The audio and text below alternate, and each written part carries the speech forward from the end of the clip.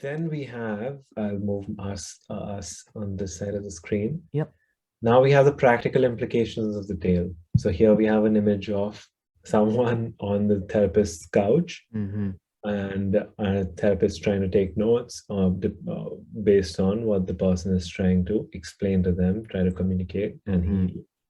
So we have the practical implications of the tail. Okay, now we have symbols.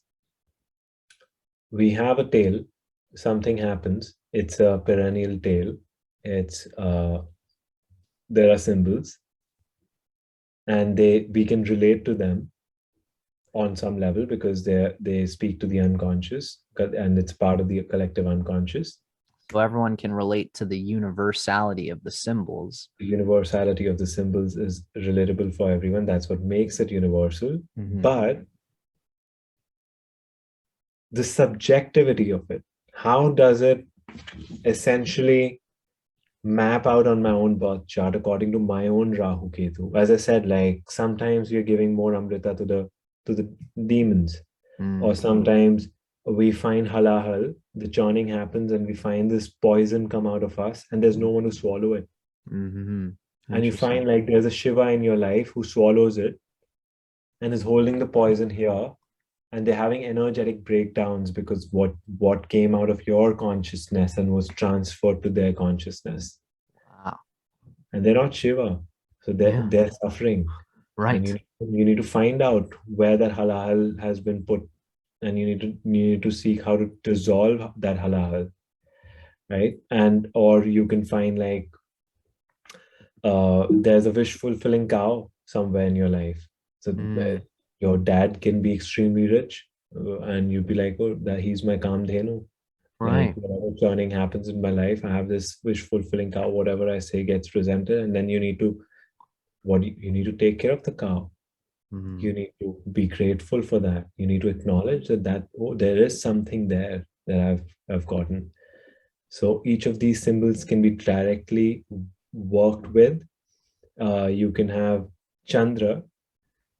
Chandra is a psyche, and Chandra was eventually put on Vishnu Shiva's head, because Shiva is the Adi Yogi. He has mastered the psyche.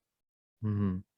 So he takes the psyche and he puts it on his head, and he's like, I've mastered my psychology. Mm-hmm. So we need to find out, like, when we go to the therapist, we're essentially working with Chandra. Yes, that totally makes sense to me. And we have Rambha, which many Apsaras came. One of them was Rambha. And we need to find out who's our Apsara and find out how we treat her. And how many Apsaras do we have in our life? And Apsara not just being a sexual thing. Apsara meaning these women who make your life better. This feminine energy, not just even women, just the feminine around you that is making your life better in so many ways. Even a masculine man who has this feminine touch, and he just takes care of your psyche in a way which just dissolves your pain in many ways. Right. So that sort of stuff. Then, so now we go back to the next slide. So we see first and foremost, the tail tells us something fundamental about the birth chart, that there is an churning of ocean of consciousness taking place within us, through us. And because of this churning, it is only a matter of time that we will have to experience, we will have to understand, and we will have to learn to deal with the symbolic objects that appear, each of them of great psycho-spiritual significance. There really is a lot there. So it's so profound. Like this tail, if you keep, the more you scratch it, the more there is. Like you scratch the surface and it just pulls you in like a hand. Certainly. It just pulls you into its depth. And what I love about this is that this really gives us a little bit of an idea of the fact that so many astrologers come to astrology, and again, they tend to want to fix the external limbs of what is seen in the chart. Like you got Rahu and Mercury, and so an astrologer might say that you've got to work through Mercury, as the core of how to deal with the issue.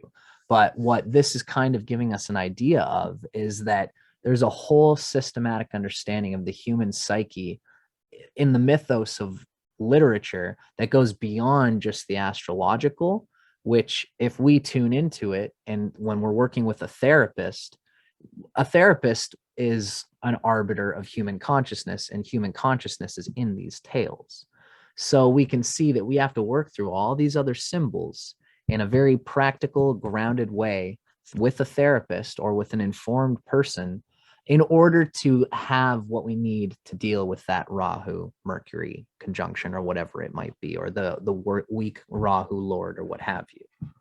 Exactly. Yeah, exactly. And that's the thing. You don't find therapists who work with symbols. They see astrology as a pseudoscience, and it is a pseudoscience the way it is being practiced. The way it is being practiced deserves no respect. Don't get me wrong. I'm not defending astrology ever in my life. I'm pretty much anti-astrology the way it's being practiced. I see. Yes, So I understand. it's quite stern like that. But then again, I see Jungian psychologists, Jungian therapists, analytical psychologists. If you want to work with your birth chart, find a Jungian therapist, Jungian astrologer, and work with that. And I think that's the way to go for astrology in many ways. I'm so there with you, Sachin. I love the way you mentioned that, because people have bastardized the Sigmund Freuds of the world, have bastardized the Carl Jungs of the world. And the Sigmund Freud aspect has its own dimension, you know. Muladhara chakra. That's where it starts and finishes. The Muladhara chakra. Is that what you said? Yeah, that's where it stays, the Freudian stuff. Yeah, very interesting. That father influence who's pushing on your will and in that sort of way. The whole power play and the sexual stuff and stuff like that, right? Right. Politics of experience. And interestingly enough, Freud had Saturn and Moon conjunction in the 8th house. So there's something there which tells a lot about where he was coming from, and why he was deep about and really profound about what he gave us, but why he also sort of that was his Rahu's and Ketu's job, and then he just like gave that work for us to build upon other things. Like he laid the foundations, and he gave something to criticize, right, and then work and make it better. So it was interesting like that. So we come to this in case of an eclipse chart. So there are many ways for the practical implications to be unfolded. To unfold this part of the presentation. So I came up with like these 3 basic ways. One of them is eclipse charts. So in case of an eclipse chart, the individual is at an extreme with either Rahu or Ketu. And one is fully engaging with the process of Rahu Ketu, and one will within this lifetime see a significant change, either evolutionary heavenly positive or devolutionary hellish negative, and or both. Yes. Yeah. But it is a critical moment for the individual, sun, soul, monad. It is a very, very critical moment. I have worked with many people who have eclipse charts. I seem to attract a lot of people who have many planets with their Rahu or Ketu. And wonderful. I have been researching a lot on eclipses and the nature of eclipses. No, all eclipses are not the same. Every eclipse is very specific meaning and very, very specific to the point of like, if you just contemplate that specific meaning, you just see your entire life story in those 4 lines. No kidding. And if I might just see if I understand what you mean by this. When you say that this is a critical moment for the individual, sun, soul, monad, you must mean this incarnation in the context of the many incarnations that the person has had. In this incarnation, they are born close to an eclipse, which means that this is an important moment for the soul, if I'm reading it correctly. Yeah. That's better, like that reorients it in a better way. Thank you. Exactly. Yep. This particular lifetime, the person is going through ancestral influence. One of the things with Rahu and Ketu is that they're ancestral in nature, genetic. They're rooted in 7 lifetimes. So you can go. So in India, there was a tradition, and even now it's practiced, I've where heard of it. 7 lifetimes are registered, right? Mhm. And many, like, there are people who have even more. So you know exactly like what happened in 1750 to your great grandfather, Yeah. and then you know exactly what kind of karma, and you'll see like there'll be parallels.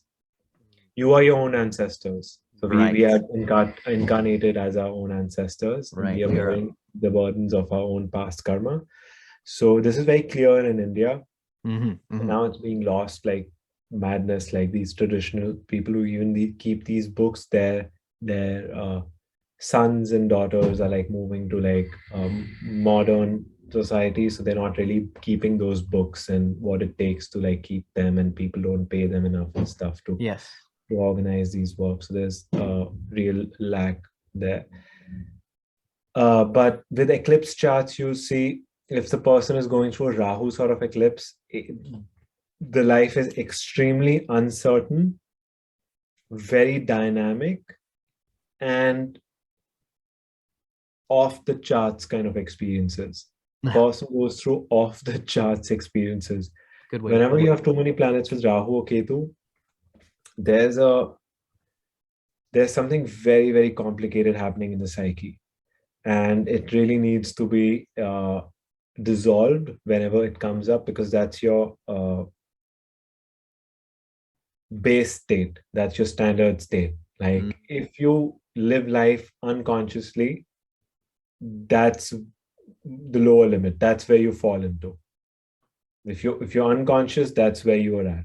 Right. You, like for example, if someone has uh let's say Rahu, Moon and Mars together, Mhm. you know that in a base state they can become very aggressive. Right. Right. They can beat the crap out of you, and they lash out for their ideas, or like they really, you can meet like fanatics of all sorts and stuff like that. Yes. Sagittarius. Especially, I could Uh, see trying to tell a person like that that there might be some, even like a generational ancestral compulsion that they might be abiding by, really telling them anything, they might come out and say, but that's me. yeah, yeah, Don't tell me how to be me. And it's because that exactly. moon and Mars energy connected Even to the Mars Rahu energy there. with Rahu just exaggerates it too much. And if you have that, you should be very conscious of it. With Rahu, with Ketu, the key word is be conscious. Mm. Become conscious of your birth chart. Very conscious. Like know like when these urges, when are these things coming up in you. If you have Rahu, Mars, Venus together, Rahu, Mars, Rahu, Mars, Venus, Mercury together, know that there's fascinations of weird kinds. Like you can get attracted to objects and desire things that are complicated, and uh, there's a hunger that you don't know how to fulfill within Mm. you. Like you don't know the meaning of fulfill, and it's deeper. Like it's very subjective, very personal. You know where the moon is, you need to know where the Jupiter is, and you need to know the story of the person. So astrologers want to give things without really working with the psyche, Right. and they're like, "Oh, you have fourth law. This is a relationship with your mom." Now it'll be true to some extent, but just talk to your astrologer like you talk to your therapist, and see how much better your session becomes, and just see like how much more your astrologer will be able to give you from your birth chart. Mm. Wonderful. Don't see them as magicians. They're just working with data, and they're doing their best in that way. The eclipse charts are not easy to handle, Yeah. and Wonderful. eclipse people are also not that easy to handle. Mm. Then you have, in case of grahas with Rahu and Ketu. Mm. That was very clear, Sachin. Yeah, yeah. Yeah. I'm going on this in this flow. So if you have something to say, like you can Oh, add. no, that Yeah. was very good. The only thing I was thinking is that in terms of that eclipse chart, it's very interesting, especially with regards to the ancestry. It might be very possible that there is a world of compulsion moving through anybody with, especially with the eclipse happening with the combination of Rahu and Ketu and any of these planets. And a lot of the times it might be that sort of thing where you really have to detach from the nature of the compulsion and look within, meditate, and see how much the compulsion is dragging you away from the blank slate of what you could be. Because it's some of it might be ancestral. Very true. Very good. Yeah. Very, very, very. It can be therapized in that way. Definitely. You have to. That's the process of becoming conscious of a pattern within you. And these patterns are not to become. It's a sadhana. So they're not just like you become conscious in a session and I had a reading where my astrologer told me this. Yeah. It's a very conscious work, and astrologers are doing this work. Most of astrologers are doing this work consciously when they engage with life in different ways. When they're working, when they are with their partner, they are consciously seeing the patterns in their partner and within themselves and trying to work out the dynamics in the most fluid, conscious manner. It's a sadhana, it's a practice. It requires recentering, and you'll see you forget and fall into those patterns, and you have to bring yourself back. And you see yourself fall back. With Rahu, it's just more confusion. Like you're like, no, I have to do it. I see. And I think it's important, something that a lot of people in healing consciousness in general, I'm learning, is talking about this. It's like a 7 generations of self-forgiveness. Because you have, right? Because you have to forgive your own karma. And sometimes one of the best ways to tap into forgiving your own karma is realizing that your karma is moving through your ancestors' karma, and that they are the same I, Ishvara, moving through your incarnation. And so the best way to forgive yourself is to forgive the karma of your ancestors as well. And this is something that would be an important thing for somebody with an eclipse chart in this way, to grasp themselves. Yeah, definitely. Eclipse brings some very complicated emotions and stuff, and it's not easy. And usually another thing with eclipses is, and planets with Rahu and Ketu, is that there's something that needs to be done. Because when you study Varaha's story, another tale associated with Rahu's avatar, Varaha, you understand that the things that Rahu and Ketu are supposed to do can only, then they're actual karmas that need to be performed. So they cannot be escaped. As painful it's as it might very challenging. Yeah. Like, for example, Robin Williams has his Saturn Ketu with Venus and Rahu with Moon. So on his Rahu Ketu axis, with Ketu he has Saturn and Venus, and Rahu is with Moon. Wow. Right? And there was this certain disease that I'm forgetting the name of the thing. It's very, very rare, and it was giving him psychological issues along with physical issues. It's just something within your blood, I think, something in your lymphatic system. And so it's very like it's very complicated destinies. I've had clients with too many planets with Rahu who have some of the most, like, if you write a book on their life, you'd be like, this can't happen with a human being. This stuff doesn't happen on Earth. Right. If you have more than 2 planets with Rahu, even more than 1, I would say, but more than 2, you would be like, this stuff doesn't happen on Earth. If you're young, if you're watching this video, you're young, and if you have like, you're in between from your 20 to 30, let's say, and if you have too many planets with Rahu or Ketu, just be ready to be surprised. Just try, just be ready to be surprised, and most probably contact an astrologer and work with this stuff, like understand a little bit of the contents and see like what's there. But it's cool, very fascinating. Right. The circus is going to come through either way, but any self-knowledge that you can get through somebody who is an informed astrologer will allow you to not get too lost on the spinning wheel of that circus that you're probably bound to move through. Yeah, you're probably definitely going to do some, you'll have some extreme urge and be like, yeah, I have to do this. You'll be put in these uh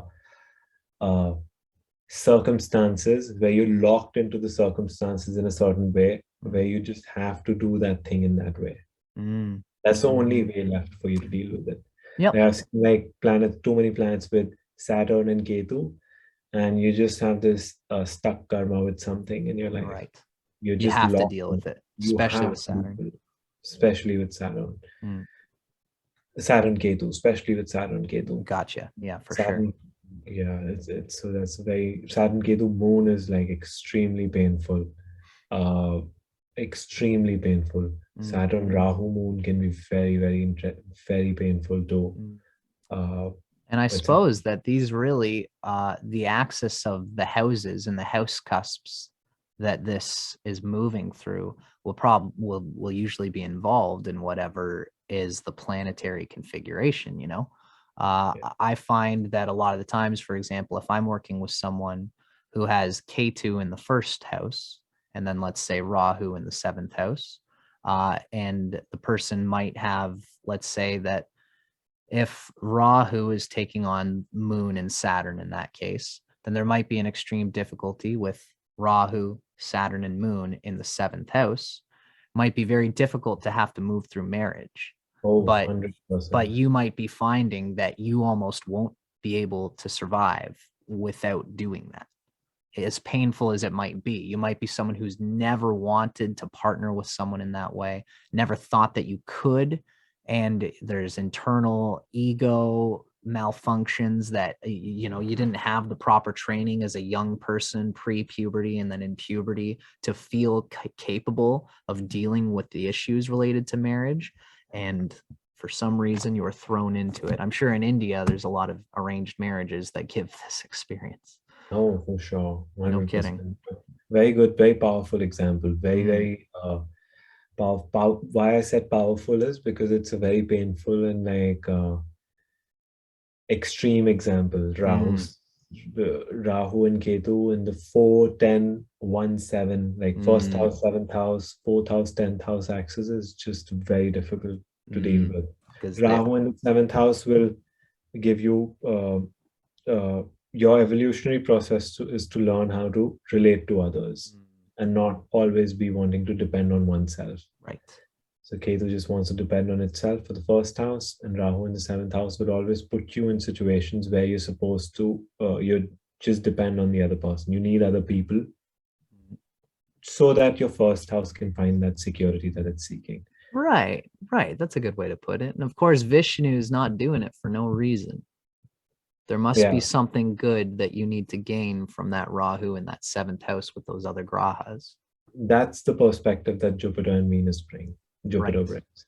So that's the Jupiterian perspective. Like if you remove this Jupiter, if you remove the astrologers from this conversation, like you remove the Jupiters and Venus, and you just deal with these charts, you just see like unfairness, pain. You see like God is bad, time is stupid, life is unfair. Life does, it doesn't make it easy for some people, and then it makes it easier for others.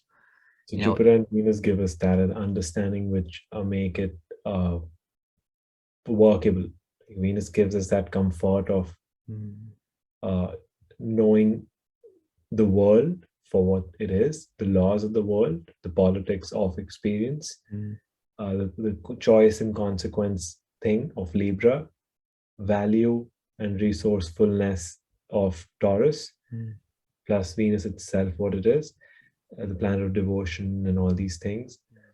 Graha of devotion stuff. I don't like the word planets that much. I'm with you. Right. And then we have Jupiter, who gives us this sort of broader perspective. That broader perspective basically means that you have this insight, like this deeper reason, like you feel connected to this deeper reason. You can see like which pieces of the puzzle will fit or are fitting where. Jupiter helps you zoom out of things. A zoomed out perspective. I almost see Jupiter caters to that classic Chinese story. A Chinese man went out to he was looking for a wild horse, and he found the wild horse and he tamed it. And everybody says, wow, that was an amazing thing that you found that horse. And he says, maybe. I love that story. Yeah. All right. He falls off the horse and breaks his leg. And then people say to him, oh, it's too bad. It looks like that horse wasn't a great thing after all. And he says, maybe. Then the army comes looking to conscript people for the war. And he isn't able to go to war, which he didn't want to because his leg was broken. So everyone says, oh, it was really a good thing that you broke your leg. And he says, maybe. Okay. Yeah, exactly. So I've posted that story on my website. I love that story. And it's very interesting that you bring it up. I really love that story too. It's one of those Zen tales. Yep. And that's the thing, Rahu and Ketu, if you have plans there, you should be okay with uncertainty, especially in Rahu and Ketu Mahadasha. Wonderful. Rahu Mahadasha, uncertainty is one of the factors. Venus Rahu Venus periods are very uncertain too, very transformative period, always. Very transform. You have to make certain choices that will change your life forever. Always Venus Rahu Venus. You make certain choices that will change the course of your life. It's a 3-year period. Whether it's Venus Rahu or Rahu Venus, I think in both ways it's a 3-year period.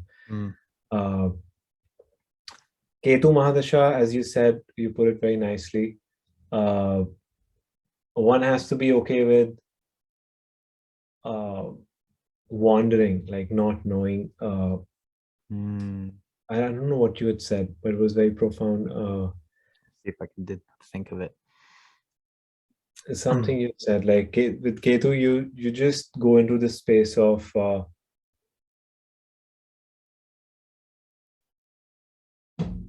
that planet can work really well for you, the planet with Ketu, but you're always dissatisfied with that planet, the planet that is with Ketu. So in Ketu Mahadasha, in Ketu sub-periods, Antardashas, in sub-periods of Ketu, you'll find that you're trying to work that planet in a way that will not work. Like you have certain very specific expectations. If your Ketu is with Venus, what you expect from, and Venus is your, let's say, 7th lord. It's rule of your 7th lord. So what you expect from people, others, your partners, is very specific. What will fulfill you. Right. But it's Ketu. So Ketu is smoky. Right. So you have these specific needs that you find out after being in the relationship, and you're uncertain, like you're still not clear, like if that's what, like it creates this narrowness while not knowing what one is looking at itself. Right. I don't even know if this is exactly what I want, but there's a compulsion to say. This idea of, it's a compulsion. It's just this idea of that's it, like that I'm locked into that thing. With Rahu, Venus, and Venus being your 7th lord, and if Rahu and Venus are together, then the person actually doesn't know what would fulfill them. Right. Like meeting hundreds of people. Like they become a socialite, they meet hundreds of people, they go into this salesperson, or they go into this business, because Venus can also be a very good trader. And you see, they don't really know what will fulfill them. They're just going through voraciously eating and tasting life. And it's a process that needs to take place. That's a great duality there. It's kind of like what we were talking about with the person in the forest. The Rahu goes out and tries to seek a million fruits, and that's the Rahu phase of it. Tries to get all these different things and is dissatisfied with all of them because it doesn't know what it's supposed to be. It doesn't know what type of fruits it's supposed to go and get. With Ketu, there's a dissatisfaction of thinking that this is the only way to satisfaction. This is the only way to get what I want. Exactly. And they're both invoking each other in an interesting sort of way. And then the philosophical question can be put out for everyone to think about, that are we supposed to avoid it? Are we supposed to stop the process? Is there something to fix in the birth chart? Is astrology a practice of becoming conscious of what's broken and finding out how to fix it? Or is it a practice of becoming conscious, acceptance, and surrender, and going into this state? Like you surrender, like you're just fascinated, like you just have a humor about life. You just see like, oh wow, like Venus Rahu really put up its show for me. And is it a place where you go into the state of fascination, acceptance, and samarpan, like surrender? Or is it a space of like, oh shit, I have Venus Rahu, I go into these compulsions, I'm supposed to fix it? So or am I not supposed to go into them? That's an interesting. Or am I supposed to avoid it? And right. Can I avoid it? Like, so that fate free will dichotomy always stands in front of us. I feel it's both. That's a good, wonderful, Sachin, because I think it will be different things for different people. At different situations, different time of life, different capacities. And that's where working with an astrologer on a very close, what they call a therapeutic relationship in psychology, forming that client, analyst, analysand therapeutic relationship, and having that sort of comfort and trust with your astrotherapist, let's call it. You can really work with those sorts of things. Just be mindful that your astrologer, be mindful of your astrologer also. Like, I feel like a lot of times we have ideas about these things, but we don't know what we're dealing with. So like all kinds of crazy advice can be given. I mean, as beginner practitioners, we remember, probably you also remember, I remember for sure, like you and me specifically are still young people who are still only in I'm only in my 30s, and I'm pretty sure in the same, if I'm not mistaken. Sachin. I'm 28. Yeah, and I've just turned 30. So we're both still young in this practice, but we are conveying the knowledge that has been given through the ancient scriptures and through our training that we've taken as astrologers. Ultimately, it's important for us to give that caveat, and for our audience to understand that all astrologers are at some level really in the same place. And it's important that, I mean, the more practice an astrologer has, the better a grip they will have. Ultimately, it's always important for a client to give the astrologer the space to know that they are a human using divine tools in a human way in order to convey something to another human who is both trying to make a therapy and something productive out of the experience. And it's good to be objective about that. Yeah, definitely. I just alter, if I had to edit what you just said, I just edit one word, which is divine. Because divine creates power. The word divine creates mystery, it creates power, and it can create confusion. I see. So yeah, right. So I want to keep it more like factual and logical. Thank you, Sachin. Right. That's a very mature. I appreciate you making that correction, because I agree with you. Yeah, but even I quite often use this thing with, I mean, we know that it's divine, right? As astrologers, we feel it, so it comes out of our mouth every now and then, and we love it. As we have this reverence for Jyotisha, for what it has given us.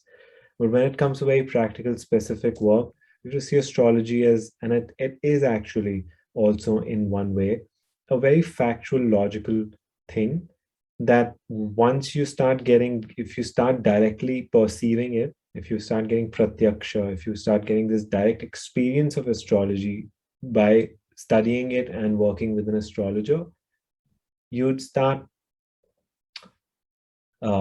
it becomes a fact of life. Uh, it's not just a symbolic, metaphorical tarot style of thing. Like you mentioned with the pen, the water bottle, the mug. Yeah. It's not arbitrary. It's not arbitrary. It's not abstract. It's not just symbols arising from the unconscious. That's just one chapter. Like out of 87 chapters, 87 or 97 chapters of Brihadarashtra Shastra, there's only 1 or 2 chapters which are of symbols. It's all math. Right. Elements, math, like it's all like astronomy, math, and like really factual stuff, and like formulas, principles. So it's a part, like symbols are used by an astrologer. They are not astrology itself. Ah, wonderful. How I'm kind of thinking of it, Sachin, is, when we consider the archetype of the guru is given a divine role. It's given a space. The name, the role is considered to be something very sacred and significant. And anybody who takes on a guru is playing with that language. But no matter how much you play with that language, you still have to be mature and objective about the human nature of the human that you are dealing with, who is playing the role of that sacred role of guru. It's cool for us to use words like sacred and divine in talking about the mythos and the usage of astrology. But ultimately, it does take a logic. It does take an open observation of what is actually going on in the therapy session in order to, put that to the true name of what it's supposed to be. Yeah. Exactly. I hope I made that a little bit more clear the way I said it there. Yeah, it is that. And plus, like the moment you psychologize astrology, you need to really be there with psychology, the psychotherapeutic, psychoanalytical literature. You need to have some experience and practice there to get it the most out of it. Yeah, to actually make sense, like to not like make blunders with a person, traumatize. You need to know basic stuffs about how projection works, how reflection works, what is transference, what is countertransference. You need to know just the foundations of psychology. Then you need to know the therapeutic relationship, boundaries, this, that. Then you need to have the philosophical foundations also. Like if someone's like, what are your own biases as an astrologer? Right. Because ultimately an astrologer can really give a perfect session, but if the client is taking on the projections of that astrologer's psyche, even if the astrologer is doing the best job that they can to withhold the nature of the projection of their own bias and their own ego, they could do a perfect job, but the client will pick up and project things if they don't understand psychology, if they don't understand these grounded therapeutic elements of. That's also true. But what I'm getting at is that astrologer is the one. It's not the client's job. I agree with that. Yes, I agree. It's not the client's job to understand astrology. It's the astrologer's job to make astrology understandable. Wonderfully said. Right. So like that, like if the client is coming and projecting things, it's astrologer's job to make that process a conscious and therapeutic process. Very clear, Sachin. I'm so glad to be talking with you about this because I can tell you've been doing charts. Yeah. You can really see it. Yeah. Thank you. Sachin, this has been such a wonderful presentation. Is there anything else that you'd like to bring up before we end today? I think that we really did a good one here. That's the Wonderful. last slide. Thank you so much. Yeah, this really brings out the best in both of us. This I, conversation. I think so too. So, Sachin, my friend, you've done so much work, even just unfolding this wonderful presentation that you have. I'd like to, at this point, refer to people to the fact that both Sachin and I, when we did our Asheville Vedic Astrology course, one of the homework things that Ryan Kirkzak, our teacher, wanted us to do was to make videos to put on his channel, Asheville Vedic Astrology. Sachin, you've done great work on there under unfolding Rahu in your own very concise way. This has been, everyone who watches this is going to enjoy it as another limb of how to rock astrology. But for those who are interested, I highly recommend Sachin's very firm and etymologically concise work that he did on Ryan Kirkzak's channel, Asheville Vedic Astrology. Thank you. Yeah. So this has been great, Sachin. Again, for everybody watching, if you enjoyed the conversation that me and Sachin have had today, you can find more of Sachin's work at www.searchinsachin.com. It's SearchinSachin.com. Is there anything else that you want to say before we call her a day, Sachin? Maybe we'll say goodbye and then we'll end the recording and then I'll say another personal goodbye to you. Perfect. Thank you. I just want to say thank you for watching and taking interest in Jyotisha and listening to us so patiently and being a part of the conversation. Really, you can engage with us in the comment section and we'll do our best to just respond in all kinds of ways. Like if it's logical and consistent questions, we'll do our best to cater to them. Yeah. To contribute to the great conversation that is happening here on our own personal video, on our own personal channels, and in the world of astrology at large that is really blooming in the days of YouTube. Exactly. So thank you everybody for being a part of it. Thank you so much, Sachin, for spending your time with me today. And take care, folks. So thank you so much for enjoying this conversation with us. We'll see you again soon.